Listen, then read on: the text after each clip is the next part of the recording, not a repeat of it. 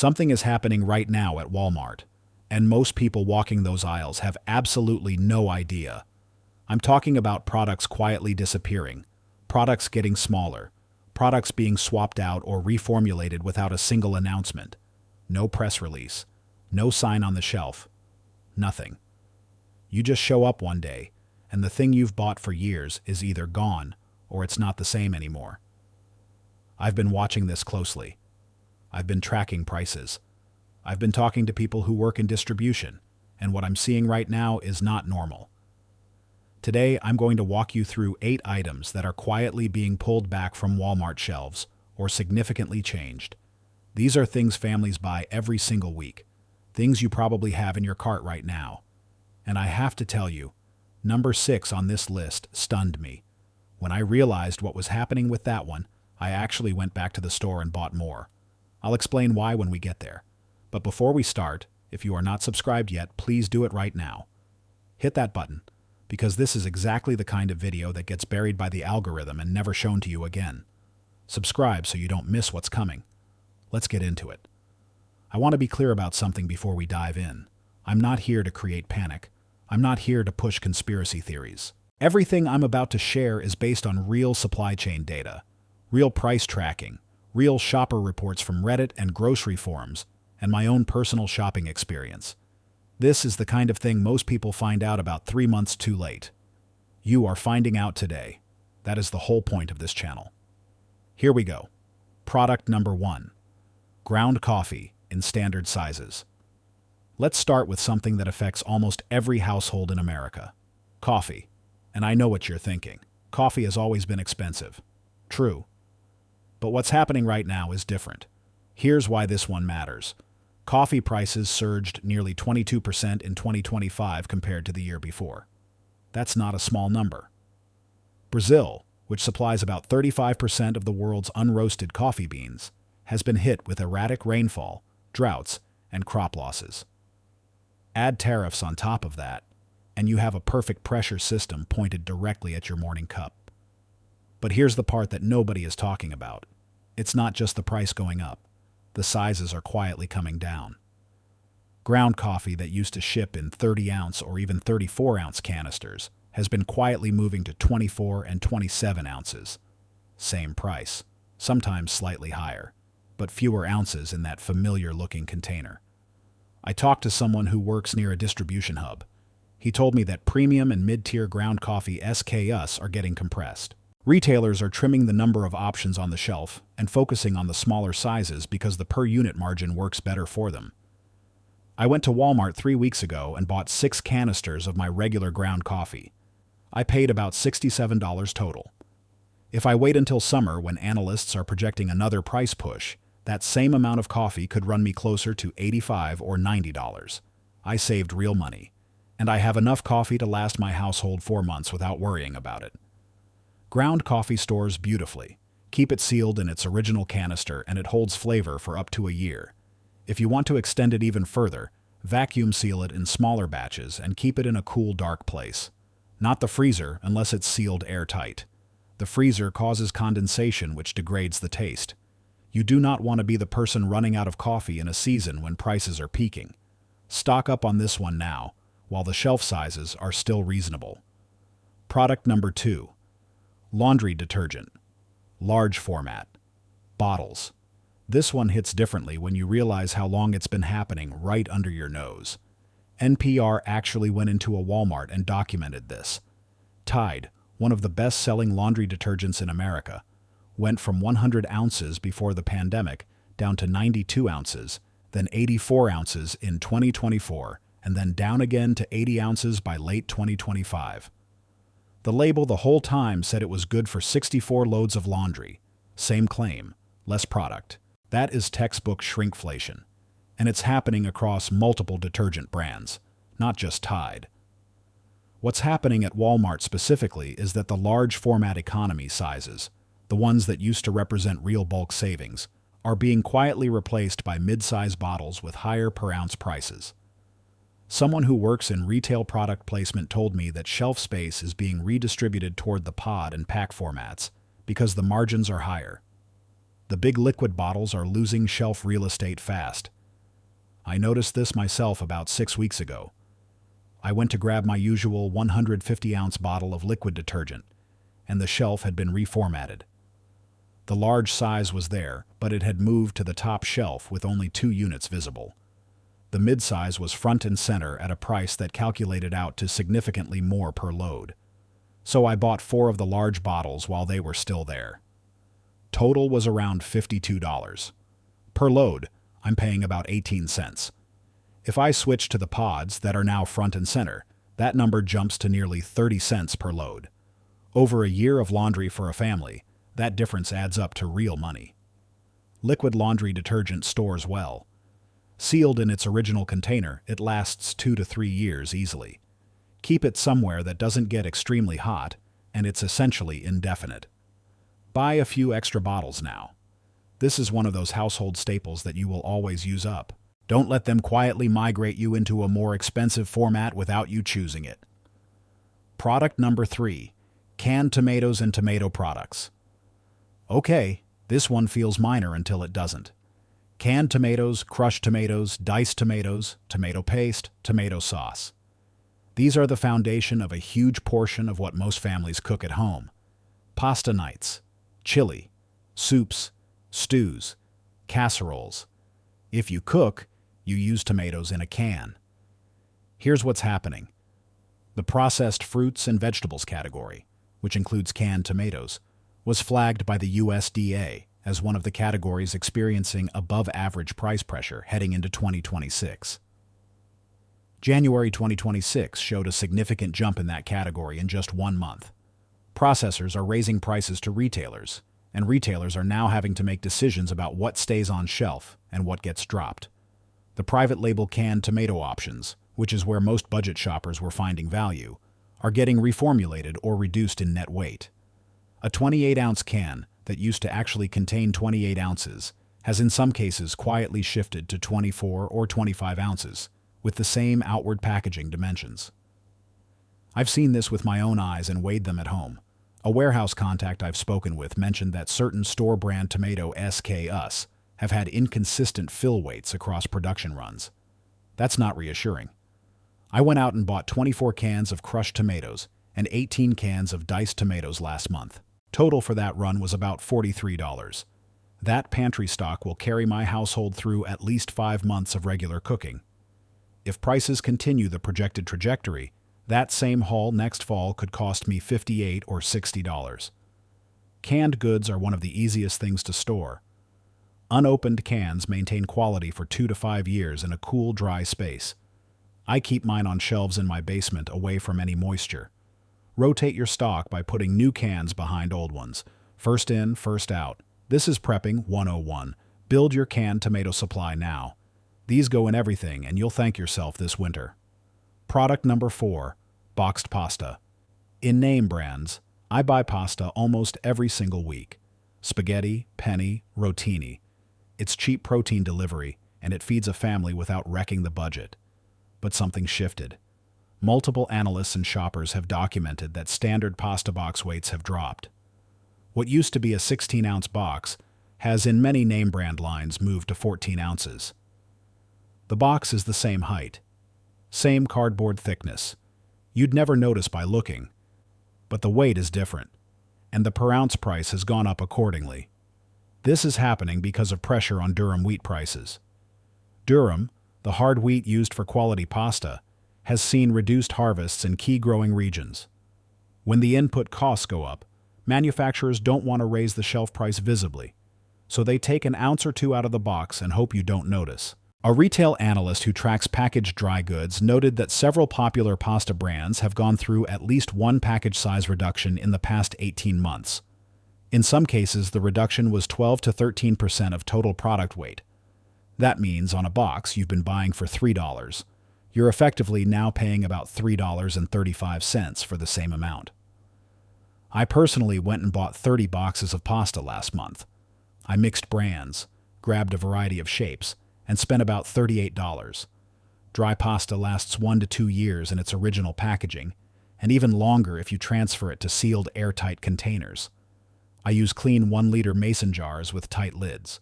Takes up less pantry space and keeps things organized. If pasta is a regular in your home, stock it now.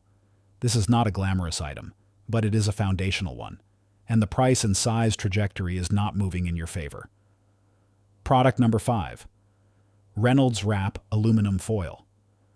This one surprised me. Aluminum foil feels like something that should just always be there. It's so basic. You reach for it without thinking.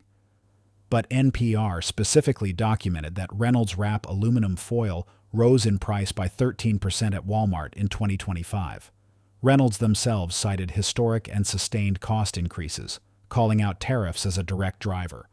Aluminum is a globally traded commodity, and the cost of producing it has been affected by energy price volatility and import dynamics. What's also happening is the roll lengths are being trimmed. A box that once held 75 square feet of foil is now being produced at 60 or 65 square feet, in some configurations at the same or slightly higher price. The box looks similar. The length printed on the side is different. Most people never check that number. Someone who does grocery buying for a regional distribution company mentioned to me that the specialty and heavy-duty foil SKUs are being prioritized over standard weight options. Standard household foil is the one taking the most squeeze on both price and available shelf space.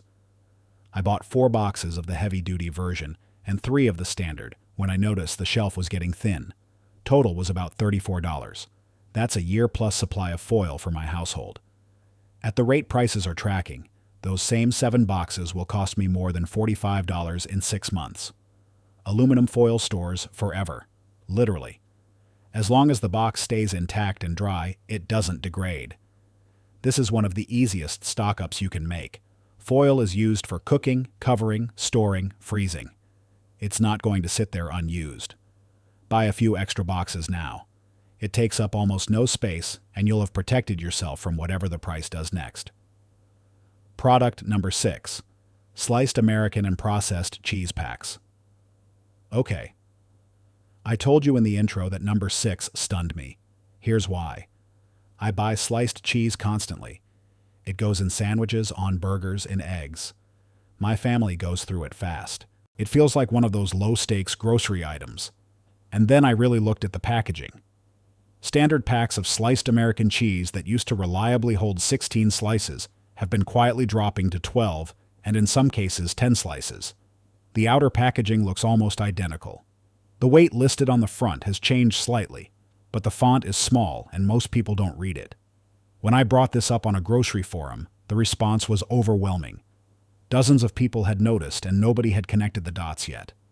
Dairy producers are pointing to increased feed costs, refrigeration costs, and labor shortages throughout the cold chain.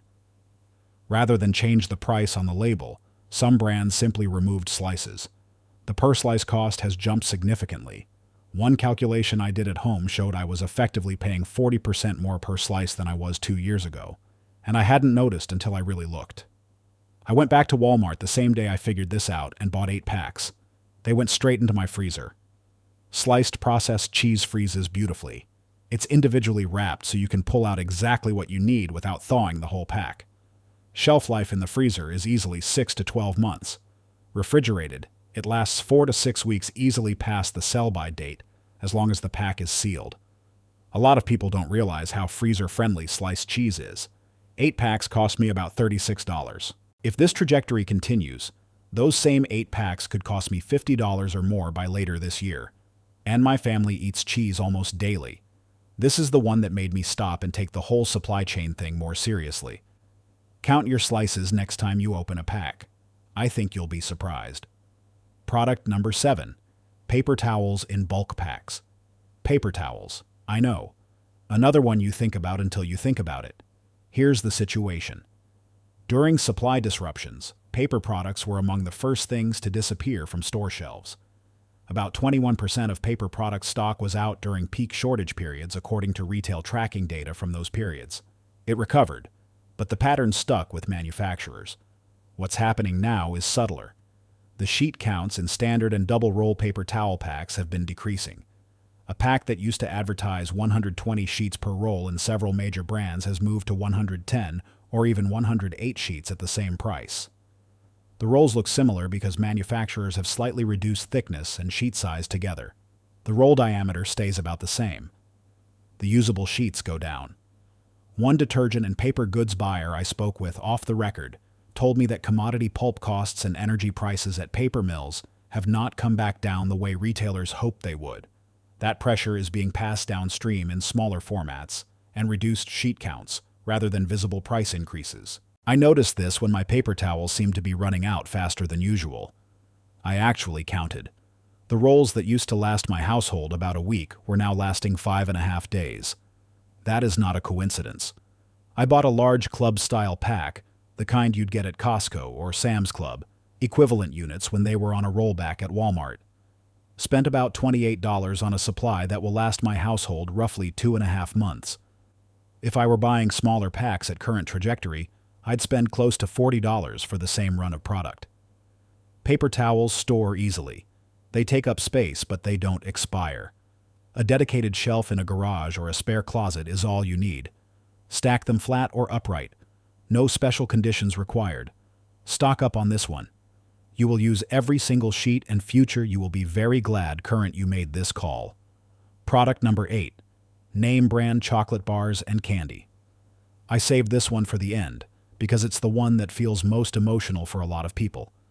Chocolate has become quietly expensive in a way that most shoppers haven't fully processed yet. West African farmers grow the majority of the world's cacao. 3 consecutive years of below-average harvests, combined with extreme weather, disease in aging cacao trees, and regional instability, have pushed cacao prices to record levels. The price of Hershey's chocolate rose about 26% at Walmart in 2025. Lindt was up a similar amount. These are real documented price jumps tracked across actual retail locations. But it's not just the price. The bars themselves are getting smaller. One brand of individually wrapped chocolates shrank nearly 20% from 6.38 ounces to 5.32 ounces. Standard chocolate bars have had their dimensions quietly adjusted. The bar looks the same in the wrapper. It's slightly thinner or slightly shorter. Most people don't notice until it's gone in fewer bites. This is happening because manufacturers don't want to lose the sale when price-sensitive shoppers are standing at the register. A product that used to feel like a treat is now a luxury, and the brands know it. So they hold the price point but reduce the bar. I bought about 2 dozen full-size chocolate bars when I last saw them at a reasonable price point. Total was just under $26. I keep them in a cool, dark cabinet. Chocolate stored properly at room temperature away from heat and light lasts easily 12 months before quality starts to fade. Dark chocolate lasts even longer. Milk chocolate a bit less, but still well over 6 months. This isn't just about money. It's about having something in the house that feels normal when everything else feels uncertain. A little thing that didn't require a special trip or sticker shock.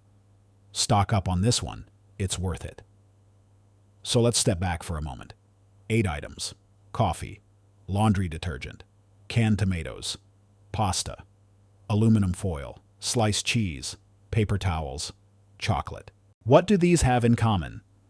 Every single one of them is something you buy on autopilot. Something you throw in the cart without thinking. Something that feels stable and predictable. And that is exactly why these are the ones getting quietly squeezed. Manufacturers and retailers know you won't notice right away. They know you'll notice by the time it's already done. Here's what I want you to take away from today. You are not powerless in this situation. That is the whole point. The people who stock up thoughtfully right now, who buy a few extra units of the right things before the next price move, those are the people who are not stressed in 6 months. Those are the people who are not standing in an aisle paying 30% more and feeling blindsided. You are part of this inner circle now. You know what's coming. You have time to act. Don't go out and buy 50 of everything. That's not what this is about. But pick 2 or 3 items from this list that your household genuinely uses and build a small cushion. 2 months. 3 months. That's not hoarding. That is just being a smart shopper. The people around you will start noticing these changes in a few months. You notice today.